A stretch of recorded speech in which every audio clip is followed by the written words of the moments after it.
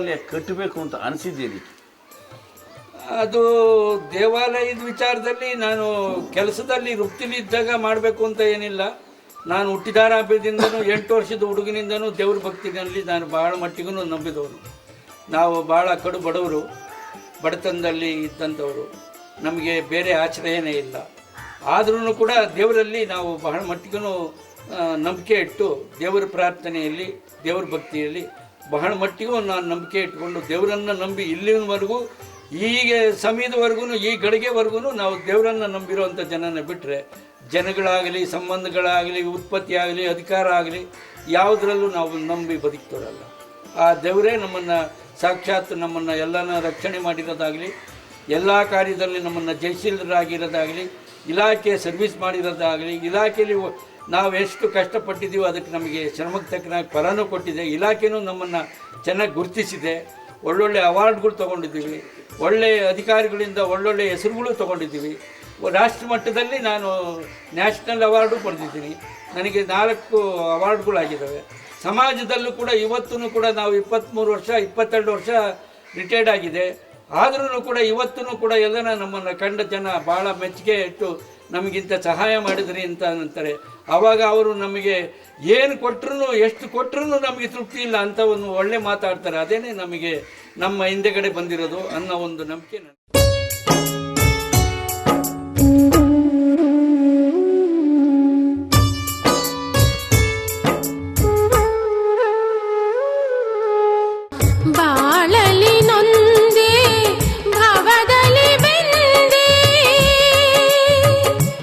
ದೇವ್ರಿಗೋಸ್ಕರ ಹಡ ಇಡಕ್ಕೆ ಹೋದಾಗ ಅಥವಾ ಜಮೀನ ಈ ದೇವ್ರ ಕಾರ್ಯಕ್ಕೋಸ್ಕರ ಇಡಲೇಬೇಕು, ನನಗೆ ಕೆಲಸ ಮಾಡಲೇಬೇಕು ಅಂತ ಯಾಕೆ ನಿಮ್ಗೆ ಅನ್ನಿಸ್ತು?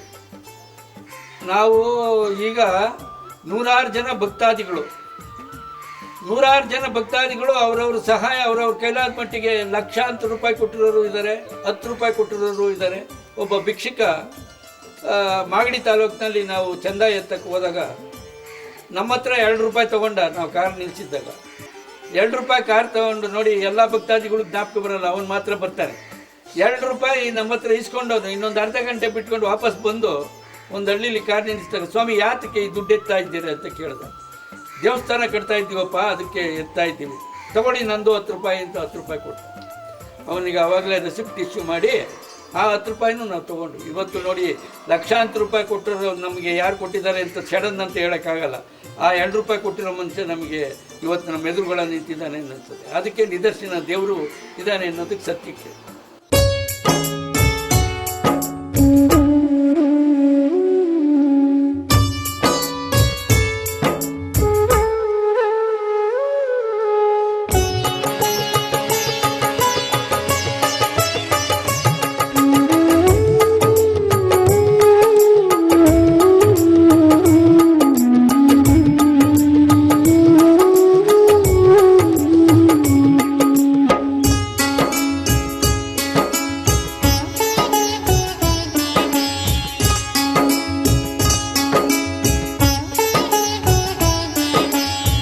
ಶಿವತ್ನಾರಾಯಣ ಅಂತ ಹೇಳ್ಬಿಟ್ಟು ನನ್ನ ಹೆಸರು.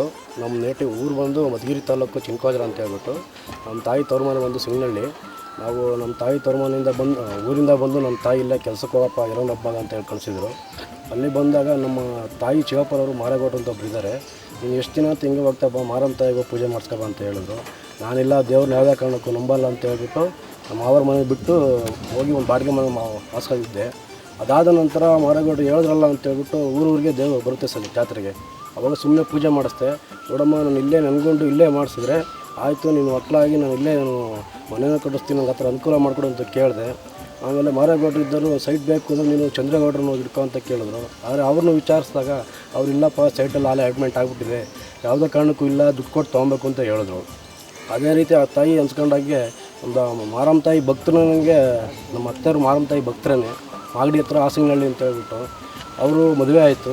ಮದುವೆ ಆದ ನಂತರ ಅವರು ಅರ್ಕೆ ಮಾಡ್ಕೊಂಡ್ರು. ನಾವೇನಾದರೂ ಇಲ್ಲೇ ನಂಗೊಂಡ್ರೆ ನಿಮ್ಗೆ ಒಕ್ಕಲಾಗ್ತೀವಮ್ಮ, ಇಲ್ಲಾಂದ್ರೆ ಮಧುಗಿರಿ ಕಡೆ ಹೋಗ್ತೀವಿ ಅಂತ ಅಂದಾಗ 1 ವರ್ಷಕ್ಕೆ ನಾವು ಹಣ ಕೊಟ್ಬಿಟ್ಟು ಒಂದು ಸೈಟ್ ತೊಗೊಂಡೆ ಸರ್. ಆಮೇಲೆ ಸೈಟ್ ತೊಗೊಂಡಾದ್ಮೇಲೆ ಸೈಟ್ ಸಾಲನ ಕಟ್ಬೇಕಾದ್ರೆ ನನಗೆ ತುಂಬ ಮತ್ತೆ ದೇವರು ಮನೆ ಹತ್ರ ಬಂದಾಗ ಮತ್ತೆ ನಾನು ಕೈ ಮುಟ್ಟು ಕೇಳ್ಕೊಂಡೆ, ನಮ್ಮ ಬಾಡಿಗೆ ಮನೆಗೆ ಇರೋಕ್ಕಾಗಲ್ಲಮ್ಮ, ನಾವು ಮನೆ ಕಟ್ಟಬೇಕು, ನಾವು ಮನೆ ಕಟ್ಟೋಕ್ಕೆ ಅನುಕೂಲ ಮಾಡಿಕೊಡು, ಮತ್ತು ಚೇಚನವಿಲ್ಲ ಅಂತ ಹೇಳ್ಬಿಟ್ಟು ಕೇಳಿದಾಗ ಫ್ಯಾಕ್ಟ್ರಿಲಿ ಬರೀ 3,000 to 4,000 ರೂಪಾಯಿ ಸಂಬಳ ಕೊಡ್ತಿದ್ರು. ಆ ಅರ್ಕೆ ಮಾಡ್ಕೊಂಡಿದ್ದ ನಂತರನೇ ನನಗೆ ಏಕದಮ್ 10,000 ರೂಪಾಯಿ ಸಂಬಳ ಆಯಿತು. ಅದ ನಂತರ ನಾವೇನೋ ಮನಸ್ಸಿ ಅರ್ಕೆ ಮಾಡ್ಕೊಂಡು ಬಂದಿದ್ದು ಕೊಟ್ಟು ಅದಾದ ನಂತರ ಒಂದು 5 ವರ್ಷದಾದಮೇಲೆ ನಾವು ಮನೇನ ಕಟ್ತೋ ಸಿಂಪಲಾಗಿ ಒಂದು ಚಿಕ್ಕದಾಗಿ ಕಟ್ಕೊಂಡಿದ್ದೀವಿ. ಅದನ್ನೇನು ರೂಪೇಶ ಮಾಡಬೇಕು, 1,000 ರೂಪಾಯಿ ಅಮೌಂಟ್ ಕೊಡಬೇಕು ಅಂತ ಹೇಳ್ದು. ಆದರೆ ನಮ್ಮ ಗಂಗಣ್ಣವ್ರು ಹೇಳಿದ್ರು, ಒಂದು 100 ರೂಪಾಯಿ ಕೊಡ್ತೀವಿ ಅಂದರೆಲ್ಲ ಬಂದು 1,000 ಕೊಡ್ತಾರೆ, 2,000 ಕೊಡ್ತಾರೆ ಅಂತ. ಅದು ಮಾತು ಸತ್ಯ. ಏನು ಕೇಳಿದ್ರೆ ನನ್ನ ಅನುಭವ ಆಗಿರೋದು. ನಾನು ಫಸ್ಟು ನಮ್ಮ ಮಂದಿಯವ್ರಿಗೆ ಪತ್ರಿಕೆ ಕೊಟ್ಬಿಡ್ಬೇಕು ಅಂತ ಹೋಗ್ತಾಯಿದ್ದೆ. ಏನೋ ಗೊತ್ತಿಲ್ಲ, ಅನಿವಾರ್ಯ ಕಾರಣ ಒಂದು ಈ ಕಡೆ ಬಂದೆ. ಇಲ್ಲಿ ಬಂದರೆ ಒಬ್ಬ ಗಾರೆ ಕೆಲಸದನು ನಮ್ಮ ಮಾರೇಗೌಡರ ಹತ್ರ ಬೊಮ್ಮನಹಳ್ಳಿ ಮೆಂಬರ್ ಆಗಿದ್ರು. ಅವತ್ತು ನಾನು ಕೂಲಿ ಕೊಟ್ಟಿಲ್ಲ ಹಿಂಗೆ ಅಂತ ಹೇಳ್ಬಿಟ್ಟು ತುಂಬ ಗಲಾಟೆ ಮಾಡ್ತಾಯಿದ್ರು. ಆದರೆ ನಮ್ಮ ಮಾರೇಗೌಡರು ಸ್ವಲ್ಪ ಬಾಯಿ ಜೋರನೇ. ಅವರು ಬೈದ್ಬಿಟ್ಟು ಇಲ್ಲ ನಾನು ತಾಯಿ ಎಲ್ಲಿಂದಾರು ಬಂದು ಕೊಡ್ತಾಳೆ ಅಂತ ಹೇಳ್ಬಿಟ್ಟು ಇದು ಮಾಡ್ತಿದ್ರು. ಅದೇ ಟೈಮಲ್ಲಿ ನಾನು ಬಂದು ಇಲ್ಲ ನಾನು ಪೆಟ್ರೋಲ್ಗೆ ಅಂತ ಬಂದಿದ್ದೆ ದುಡ್ಡು. ಆದರೆ ಆ ತಾಯಿಗೆ ಕೊಟ್ಬಿಟ್ಟು ಹೆಸರು ಬರ್ಸೋದೆ. ಆ ಹೋಗಿ ಹಿಂದೆಲೆ ನನಗೆ ಒಂದು 10,000 ಅಮೌಂಟ್ ಬರಬೇಕಾಯ್ತು. ಆ ದೇವರು ಮುಂದೆಲೆ ಚಕ್ಕಿನಳ್ಳಿಲೇ ಅಮೌಂಟ್ ಕೊಡಿಸಿದ್ಲು.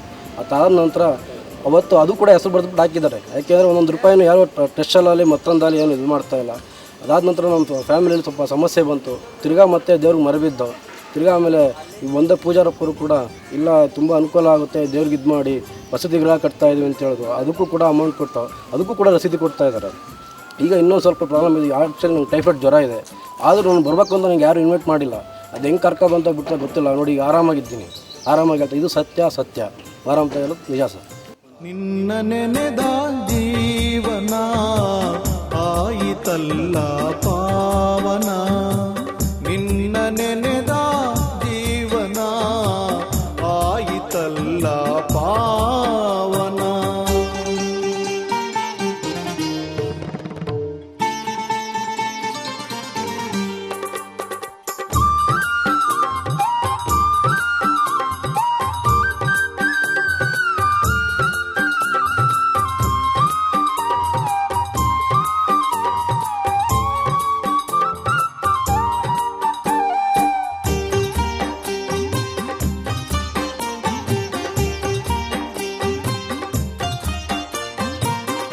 ಈ ಆಂಜನೇಯನ ದೇವಸ್ಥಾನ ಪೂಜೆ ನಡೆದಿದೆ. ಸುಮಾರು 9 ವರ್ಷ ಹಂಗೆ ನಿಂತಿತ್ತು.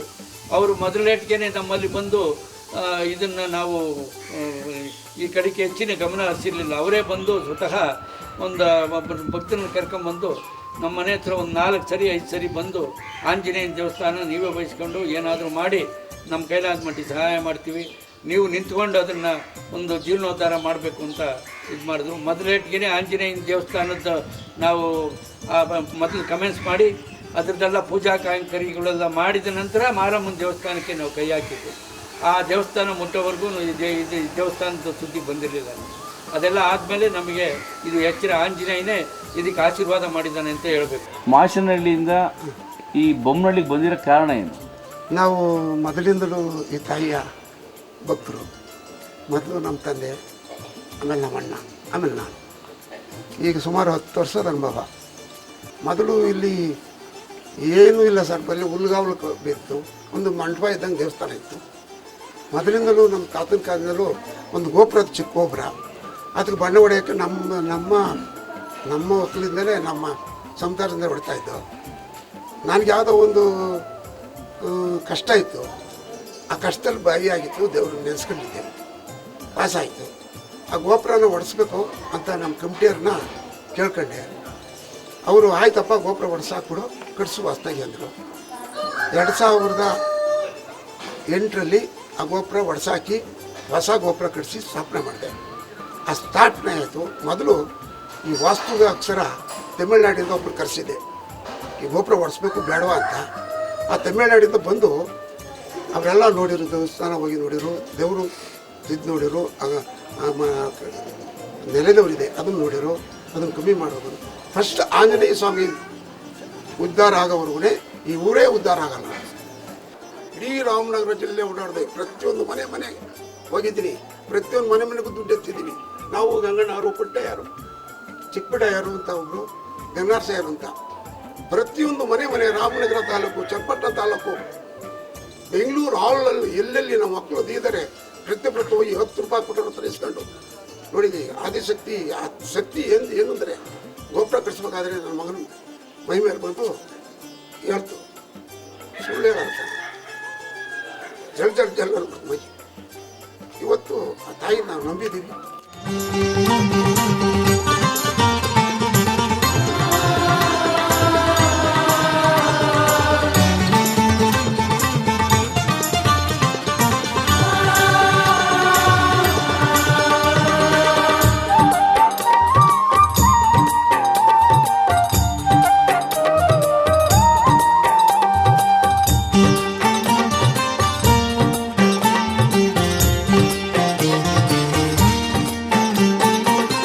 ಯಾವ ಜನ್ಮದ ಪುಣ್ಯದ ಫಲವೋ ಸೇವೆಯ ಭಾಗ್ಯವ ನೀಡಿರುವೆ.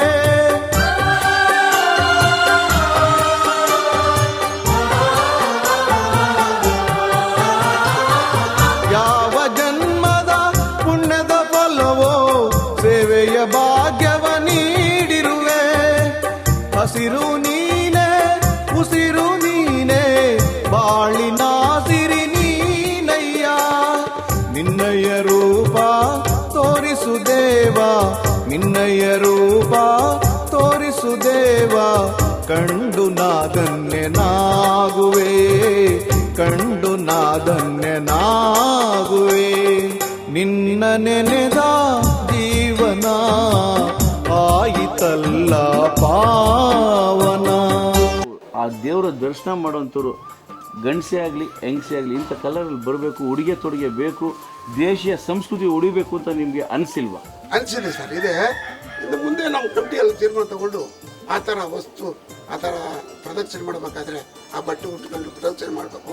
ಈಗ ತಿರುಪ್ತಿಗೆ ಹೋದರೆ ಪಂಚೆ ಹಟ್ಕೊಬೇಕು, ಆಮೇಲೆ ಜುಬ್ಬ ಹಾಕ್ಕೊಂಡು ಒಳಗೆ ಹೋಗ್ಬೇಕು, ಪ್ಯಾಂಟ್ ಹಾಕಂಗಿಲ್ಲ, ನೈಟಿ ಹಾಕಂಗಿಲ್ಲ ಅಂತಾರ. ಅದೇ ರೀತಿ ಮುಂದೆ ನಮ್ಮ ದೊಡ್ಡವರಿದ್ದಾರೆ, ನಮ್ಮ ಕಮಿಟಿ ಇದೆ, ಆ ಕಮಿಟಿ ತೀರ್ಮಾನಕ್ಕೆ ಅದನ್ನ ವ್ಯವಸ್ಥೆ. ನೀವು ಸಂಸ್ಕೃತಿ ಸಂಪ್ರದಾಯನ ಯಾಕಂದ್ರೆ ಕಡೆಗಣಿಸ್ತಾ ಇದ್ದೀರಾ? ಇಲ್ಲ, ಕಡೆಗಂಡ್ರೆ ನಮಗೆ ನಿದ್ದೆ ಬರೋದು ಇಲ್ಲ, ನಾನು ನೇರವಾಗಿ ನಿಮ್ಗೆ ಕೇಳ್ತಾ ಇರೋದು, ವಸ್ತ್ರದಲ್ಲಿ ನೀವು ಸಂಪ್ರದಾಯನ ಪಾಲಿಸ್ತಾ ಇದ್ದೀರಾ. ಸಂಸ್ಕೃತಿಲಿ ನಮಗೆ ಯಾವುದೇ ಒಂದು ದೇವಸ್ಥಾನಕ್ಕೆ ಹೋದಾಗ್ಲೂ ಹಣೆಯಲ್ಲಿ ಕುಂಕುಮ ಇಟ್ಕೊಳ್ಳೋದು, ವಿಭೂತಿ ಇಟ್ಕೊಳ್ಳೋದು ಸಂಪ್ರದಾಯ. ನೀವು ದೇವಸ್ಥಾನಕ್ಕೆ ಬಂದು ಅಲ್ಲಿ 2 ಅವರ್ ಆಯಿತು 3 ಅವರ್ ಆಯಿತು, ಇದುವರೆಗೂ ನಿಮ್ಮ ಹಣೆಯಲ್ಲಿ ಅದು ನಾನು ಕಾಣಲಿಲ್ಲ. ಯಾಕೆ? ನಾನು ಒಳಗಡೆ ಹೋಗಲಿಲ್ಲ, ಸ್ನಾನ ಮಾಡ್ಕೊಂಡು ಬಂದು ಅದೇ ಇದ್ಕೊಂಡ್ಬಿಟ್ಟಿದ್ದೀನಿ. ಮತ್ತೆ ಯಾಕೆ ದೇವಸ್ಥಾನದ ಹತ್ರ ಬಂದು ಒಳಗಡೆ ಯಾಕೆ ನೀವು ಹೋಗಕ್ಕಾಗಲಿಲ್ಲ? ಹೋಗಿ ಇಲ್ಲೇ ವಿಚಾರ ತಿಳ್ಕೊಂಡು ನಿಂತ್ಕೊಂಡಲ್ಲ. ನಿಮ್ಗೆ ದೇವಿ ಮುಖ್ಯ ಆಗಿಲ್ಲ, ನಾವು ಮುಖ್ಯ ಆಗಿದ್ವಿ. ದೈವನೇ ನಮಗೆ ಮುಖ್ಯ. ಫಸ್ಟ್ ಅವಳ ದರ್ಶನ ಮಾಡ್ಕೊಂಡು ಬಂದ್ಮೇಲೆ ಇಲ್ಲಿ ನೋಡ್ಬೋದಾಗಿತ್ತು. ನಾವು ದೈವಿ ಇವತ್ತಿನ ಅಷ್ಟೇ ನಮ್ಮ ಮನೆಯಲ್ಲಿ ತುಪ್ಪ ದೀಪ ಹಚ್ಚಿ ನಾವು ಶುಕ್ರವಾರ ಸೋಮವಾರ ಶನಿವಾರ ತುಪ್ಪ ದೀಪ ಹಚ್ಚಿ ಭಾಳ ಕಂಡೀಷನ್ನಾಗಿ ಇಟ್ಕೊಬೇಕು. ಏನಾದರೂ ಹೆಚ್ಚು ಕಮ್ಮಿ ಹಾಕಿದ್ರೆ ಮನೆಗೆ ಹಸು ಹಾಲು ಕೊಡ್ತಿದ್ರೆ ವ್ಯಕ್ತ ಕರಿತೀವಿ ನಮ್ಮ ಮನೇಲಿ. ಅದರಿಂದ ನಾವು ಸೋಮವಾರ ದಿವಸ ಯಾವುದೇ ಭಾವ ನಾವು ಮಾಡೋದಿಲ್ಲ, ಮನೆಗೂ ಮಡಗಂಗಿಲ್ಲ. ಅಷ್ಟು ಮಹಿಮೆ ಇತ್ತು.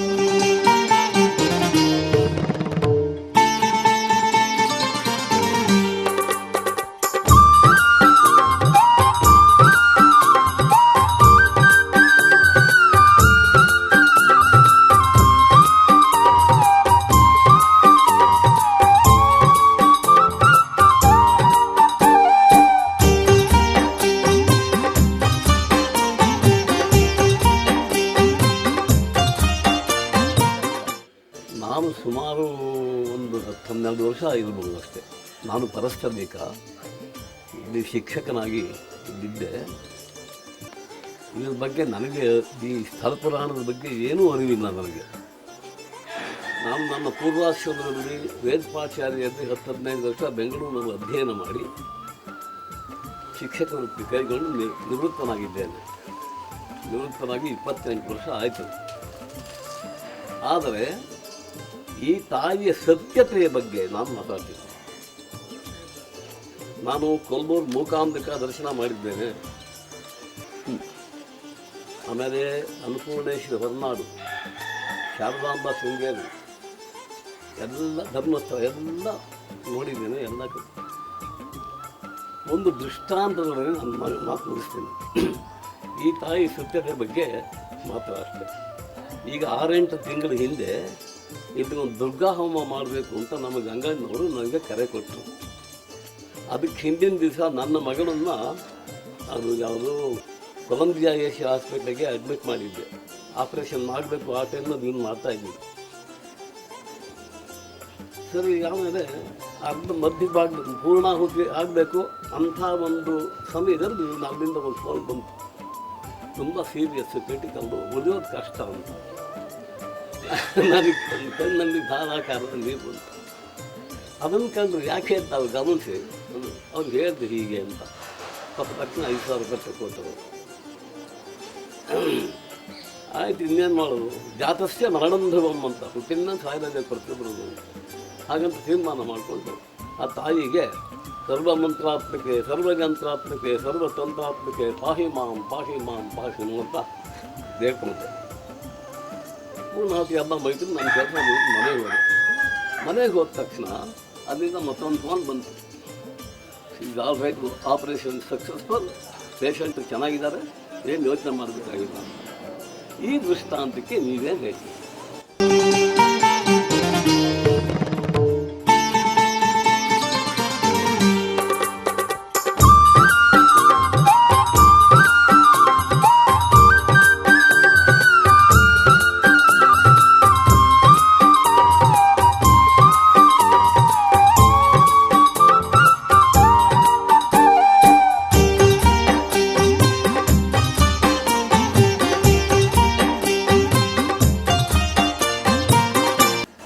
ಪ್ರಭಾವ ಅಂತಲ್ಲ, ಆ ಭಗವತಿಯ ತಾಯಿ ಸರ್ವಯಂತ್ರಾತ್ಮಕೆ ಸರ್ವಜನ ರಕ್ಷಕೆ ಸರ್ವಾತ್ಮಿಕೆ.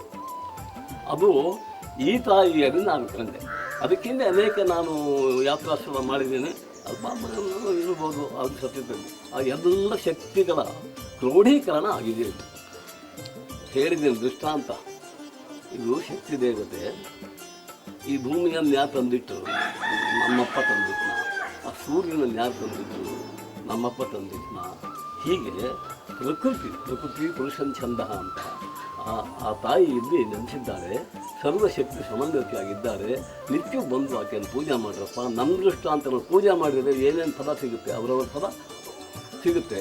ನಾನು ನನಗೆ ಬೇಕಾದ್ದನ್ನು ಬೇಡ್ಕೊಂಡೆ ತಾಯಿ ನೆರವೇರಿಸುವುದು. ನೀವು ನಿಮಗೆ ಬೇಕಾದಂಥದ್ದನ್ನು ಬೇಡ್ಕೊಂಡು ತಾಯಿ ನೆರವೇರಿಸ್ತಾರೆ.